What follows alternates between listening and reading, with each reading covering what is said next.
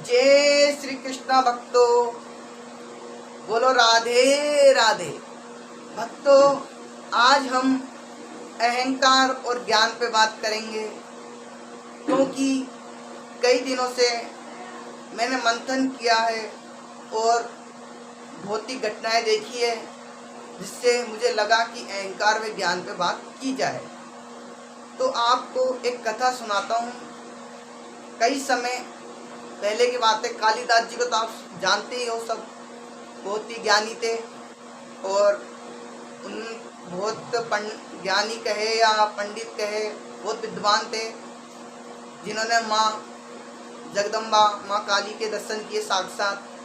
तो वो बहुत ही बड़े और महान महापुरुष थे। तो वो एक बार रास्ते से जा रहे थे। ग्रीष्म ऋतु का समय था। ग्रीष्म ऋतु के समय में गर्मी बहुत तेज थी। पहले जंगलों से जाते थे, जाते जाते उन्हें प्यास लगी तो उन्होंने सोचा कि पानी पिया जाए। तो पास ही एक गांव था। उन्होंने सोचा कि क्यों ना इस गांव में जाके किसी से पानी मांग लिया जाए। तो वो गए, उन्हें एक कुटिया दिखी। कुटिया में जाके उन्होंने आवाज लगाई, माता भिक्षाम देही। उन्होंने आवाज लगाने के बाद में एक वृद्ध औरत वहां पे आई कुटिया से बाहर और बोली, वत्स बताइए क्या चाहिए। तो उन्होंने बोला, हे माता, मुझे प्यास लगी है, मुझे पानी पीना है, मुझे पानी पिला दो। तो वृद्धा औरत बोली कि मैं तुम्हें पानी तो पिला दूंगी, मगर मैं तुम्हें जानती नहीं हूँ, तो पहले अपना परिचय दो, तुम हो कौन। तो कालिदास जी बोलते हैं कि मैं माता एक पथिक हूँ। तो वृद्धा औरत बोली कि तुम झूठ बोल रहे हो, पथिक तो सिर्फ संसार में दो ही है, एक सूर्य है और एक चंद्रमा, बताओ उनमें से तुम कौन हो। तो कालिदास जी सोचे कि बात तो सही है। तो उन्होंने बोला कि मैं मेहमान हूँ। अब वृद्ध औरत फिर बोली कि मैं तुम्हें पानी तो पिला दूंगी, मगर मेहमान तो इस संसार में दो ही है। दूसरा कि मेहमान तो दो ही है, एक तो धन और दूसरा यौवन, जो एक बार आया और फिर चला गया।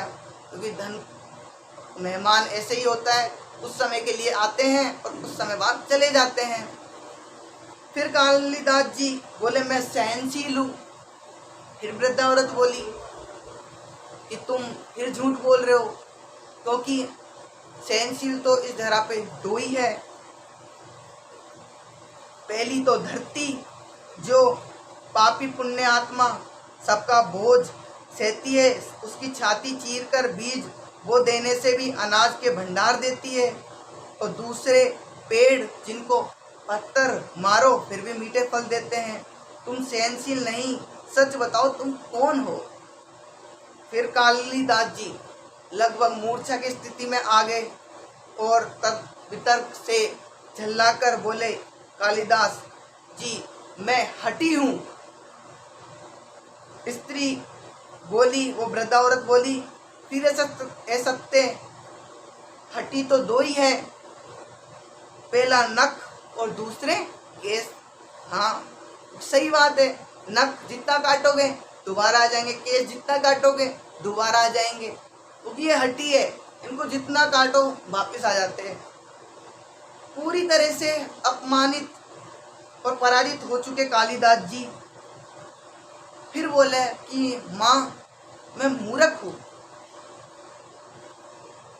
वो वृद्धा औरत फिर बोली कि तुम मूर्ख कैसे हो सकते हो, मूर्ख तो दो ही है, पहला राजा जो बिना किसी योग्यता के सभी पर शासन करता है, और दूसरा दरबारी पंडित, जो राजा को प्रसन्न करने के लिए गलत सलत बातें बताता है और उनकी गलती प्रशंसा करता है और ये सिद्ध करने की चेष्टा करता है कि वो सबसे महान है।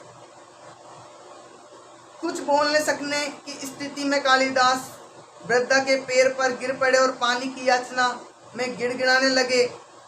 वृद्धा ने कहा, उठो वत्स।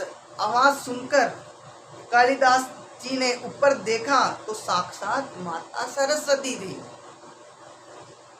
उन्होंने देखा कि माँ सरस्वती वहां खड़ी थी। कालिदास जी पुनः नतमस्तक हुए, बोले और माँ को प्रणाम किया कि हे माँ जगदम्बा, मुझसे गलती हो गई, आप मुझे क्षमा करो। माता जी ने कहा कि कालिदास जी, शिक्षा से ज्ञान आता है, न कि अहंकार। तूने शिक्षा के बल पर प्राप्त मान और प्रतिष्ठा को ही अपनी उपलब्धि मान लिया और अहंकार कर बैठे, इसलिए मुझे तुम्हारे चक्षु खोलने के लिए ये स्वांग करना पड़ा। कालिदास जी को अपनी गलती समझ में आ गई और भरपेट पानी पीकर वे आगे चले गए। तो भक्तों, विद्वता पर कभी, बुद्धिमता मतलब बुद्धि, ज्ञान पर कभी घमंड न करे, क्योंकि घमंड जो भी करता है अपनी बुद्धि विज्ञान पे, वो एक दिन नष्ट हो ही जाता है। दो चीजों को कभी व्यर्थ नहीं जाने दे, पहला अन्न और दूसरा आनंद का क्षण। अन्न, क्योंकि अन्न को आप जितना व्यर्थ करोगे उतना ही आपको पाप लगेगा, क्योंकि वो व्यर्थ करने की चीज नहीं है, क्योंकि उस अन्न को कोई दूसरा व्यक्ति भी ग्रहण कर सकता है। तो उतना ही अन्न अपनी थाली में ले, जितना पर्याप्त हो आप जितना खा सको, व्यर्थ ना करे, कूड़े कचरे में ना डाले। माँ अन्नपूर्णा ये प्रसादी है, तो इसका सम्मान करे, जिससे कोई भी इस धरा पे भूखा ना सोए ना रहे। और दूसरा है आनंद का क्षण। आपको जब भी आनंद प्राप्त हो तो उस आनंद के क्षण को कभी ना जाने दे, भरपूर प्राप्त आनंद ले। तो भक्तों, आज मैं अपनी ये बात समाप्त करता हूँ। आपको समझ आ गया होगा कि बुद्धिमान लोगों को कभी भी घमंड नहीं करना चाहिए, क्रोध नहीं करना चाहिए, अपने आप को सहनशील शांत बनाना चाहिए और सभी पे प्रेम बरसाना चाहिए, क्योंकि आप प्रकृति को प्रेम दोगे तो आपको प्रकृति प्रेम करेगी। जैसा दोगे वैसा प्राप्त करोगे। धर्म की रक्षा करोगे तो धर्म आपकी रक्षा करेगी। तो बोलो राधे राधे। एक बार फिर से बोलना पड़ेगा, राधे राधे। जय श्री